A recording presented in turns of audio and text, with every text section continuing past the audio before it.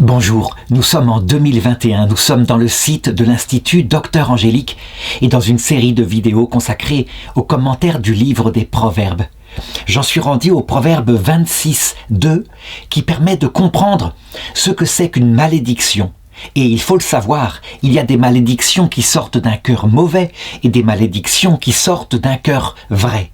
Voilà ce que dit le proverbe. Le passereau s'échappe, l'hirondelle s'envole. Ainsi, la malédiction gratuite n'atteint pas son but. Il faut savoir qu'à cette époque-là, lorsque furent écrits ces proverbes, on croyait sincèrement que le mauvais œil existait. Ça veut dire que quand on lançait une parole de malédiction à quelqu'un, une parole de haine, elle produisait parfois son effet et elle détruisait la vie de la personne. On pouvait même croire que, en maudissant la personne, ces animaux de ferme, ces canards, ces vaches, tomberaient malades et mourraient ensuite. C'était quelque chose de très fort qui s'est prolongé jusqu'à maintenant, par exemple dans certains pays africains où l'animisme est encore présent, à Haïti aussi où il y a le vaudou, et on pensait que des puissances surnaturelles s'emparaient de la malédiction comme un être envoyé, une sorte d'égrégore, et produisait son effet. En réalité, la malédiction, c'est une parole, elle sort d'un cœur. Il faut savoir maintenant qu'il y a deux sortes de malédiction, effectivement. Ici, il est dit une malédiction gratuite. Qu'est-ce que c'est ? C'est quand la haine de quelqu'un vient sans que l'autre ait provoqué quoi que ce soit. L'autre, passivement, provoque l'agacement d'une personne. Je me rappelle, dans une classe, j'avais connu ça à un moment donné, une jeune fille qui était simplement serviable, très intelligente et très belle, mais serviable envers tout le monde, sans recul sur elle-même. C'était attirer la jalousie des autres filles de la classe, et parfois même de l'école, sans qu'elle cherche à faire autre chose. Et il s'était répandu à un moment donné, à partir d'une fille particulièrement jalouse, des mauvaises paroles, des médisances, des calomnies sur elle qui lui étaient remontées, et elle était stupéfaite, elle n'avait jamais rien fait, elle n'avait jamais provoqué personne. Elle était venue me voir, et véritablement, je lui avais demandé si tout de même, elle avait parfois mal parlé à quelqu'un et elle disait non, je me contente quand on me demande de rendre service en maths, en français, etc. Et ce fut manifeste. Elle provoquait sans le savoir, par le fait même qu'elle était, un reproche vivant envers celle qui n'avait pas son éclat. Pourtant, elle ne cherchait même pas à séduire des garçons, c'était pas ça du tout. Elle aidait simplement. On peut dire que dans ce cas-là, les paroles de malédiction qui tombèrent sur elle sont des malédictions qu'on peut qualifier de gratuites. Ça veut dire qu'elle n'a rien fait, elle n'est coupable de rien si ce n'est d'exister. Et on connaît ce mécanisme, le livre de la sagesse au chapitre 2 le dit. Sa présence nous est devenue un reproche vivant. C'est ce qui est dit du juste, simplement parce qu'il est là. Alors on peut le savoir, lorsqu'une âme est comme cela, limpide, qu'elle ne commet pas le mal, la malédiction envoyée ne provoque rien.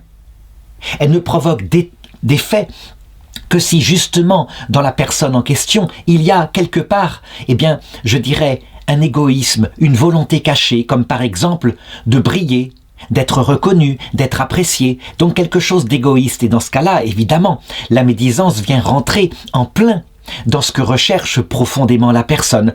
On peut être gentil avec les autres pour être aimé, pour être valorisé. En l'occurrence ici, c'était simplement source chez elle de surprise. Elle se disait, mais d'où pouvaient venir ces paroles-là ? J'ai un autre cas qui illustre ça et qui raconte à peu près la même chose.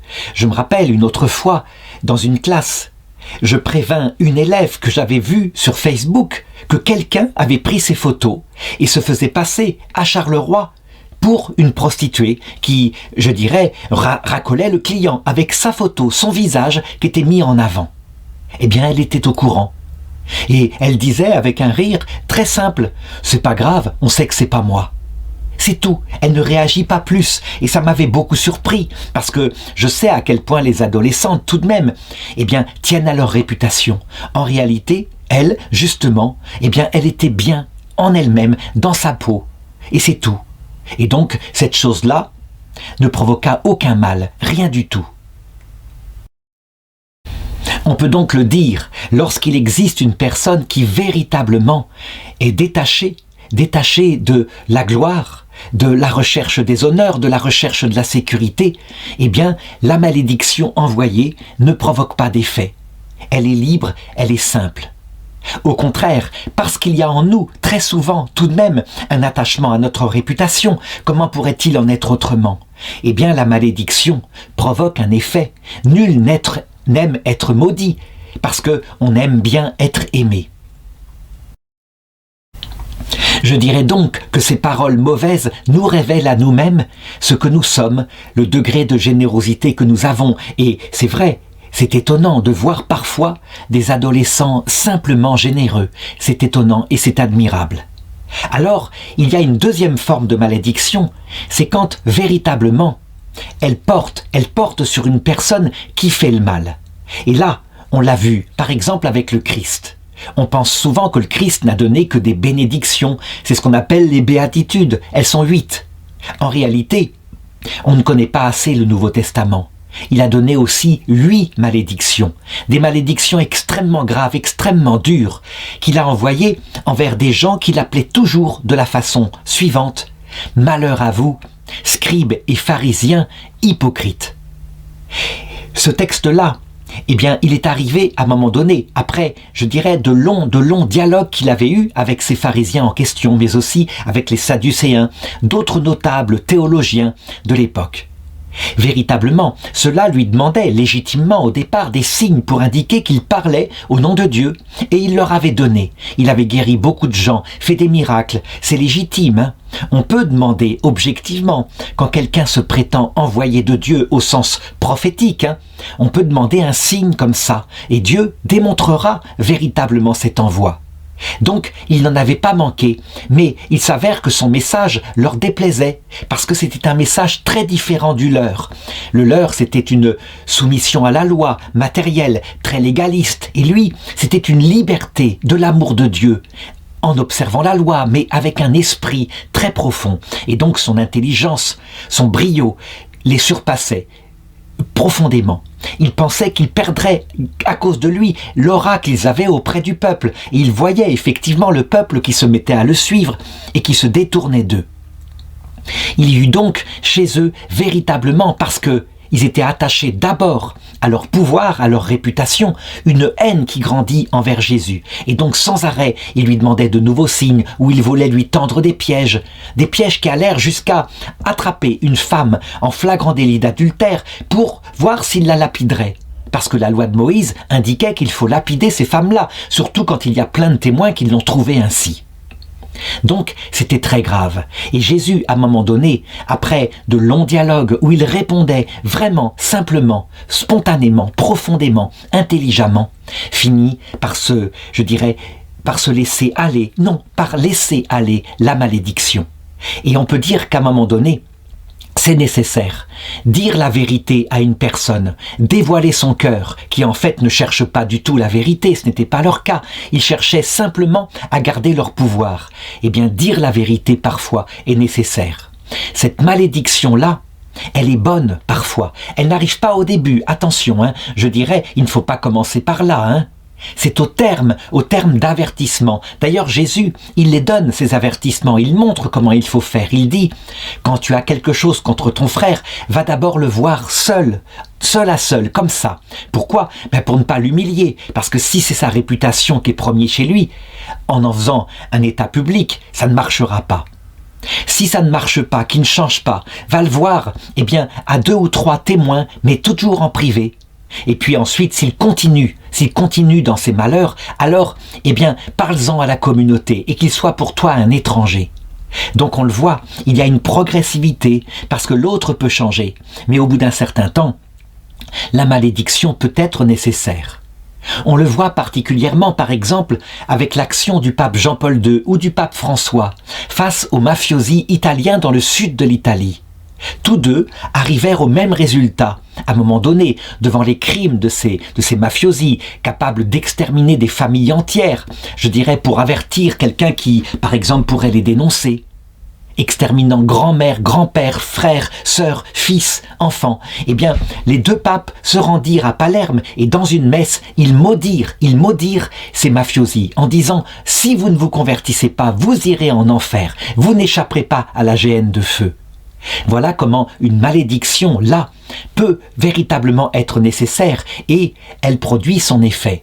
Il est évident que ces gens-là ne peuvent pas recevoir la malédiction positivement, hein. Ils ne pensent qu'à l'argent, qu'à leur intérêt propre, et donc elle tombe en plein dans le cœur pervers qui est le leur.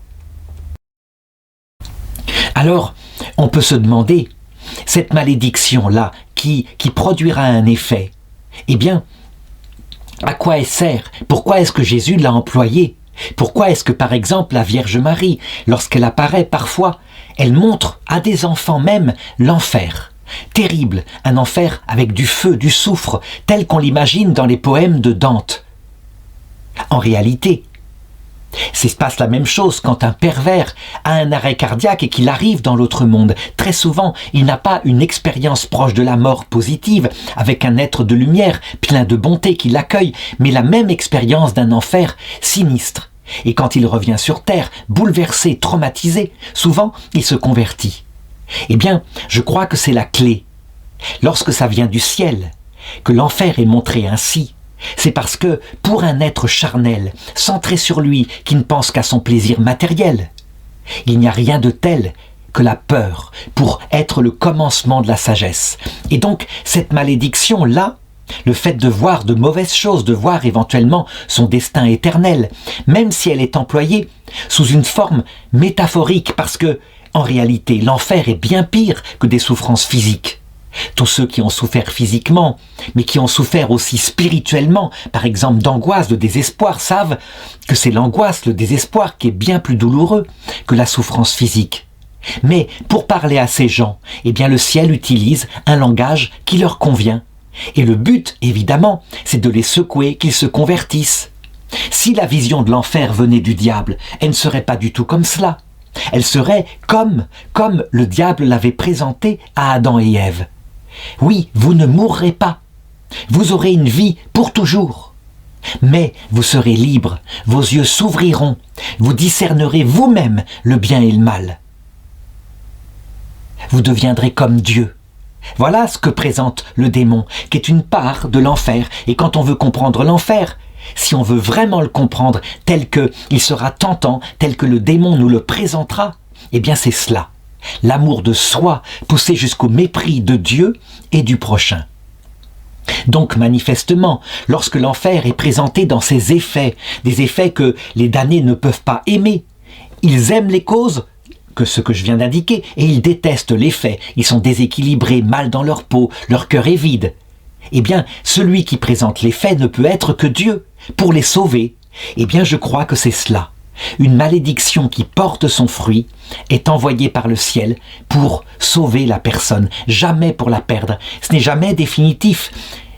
Ça n'est jamais pour toujours. Et quand c'est pour toujours, ce n'est pas à cause de Dieu. Si l'enfer est éternel, c'est à cause des damnés qui jamais ne se repentent, aucun motif ne venant changer leur cœur. Ils savent ce que c'est, ils ont choisi, ils sont maîtres d'eux. Et donc, quand on change, c'est comme quand on est sur Terre, quand on a choisi quelqu'un et que, en réalité, on n'avait pas tous les éléments, toutes les données du problème. Donc, je conclurai en relisant ce proverbe magnifique. Le passereau s'échappe, l'hirondelle s'envole, ainsi la malédiction gratuite n'atteint pas son but. Quelqu'un qui ne pense qu'à Dieu, qui ne pense qu'au prochain, quelqu'un qui n'est pas tourné vers lui-même, n'est pas centré sur ses convoitises, vanité, plaisir égoïste, sécurité personnelle, individuelle, eh bien, la malédiction, elle ne lui fait rien. Pourquoi? Parce que quand on n'a que Dieu et le prochain au-dessus de tout, eh bien, rien ne peut nous séparer de Dieu. La médisance, qu'est-ce qu'elle peut faire? Elle glisse comme ça, et ça n'a pas d'importance. De l'autre côté, on le sait très bien, tous seront à nu. Et donc, notre âme, comme on sait qu'elle est pécheresse, on ne cherche pas à la défendre, on ne cherche pas à la mettre en avant, à lui donner, je dirais, une réputation plus grande que ce qu'elle est. Du coup, on est libre. La malédiction ne porte pas.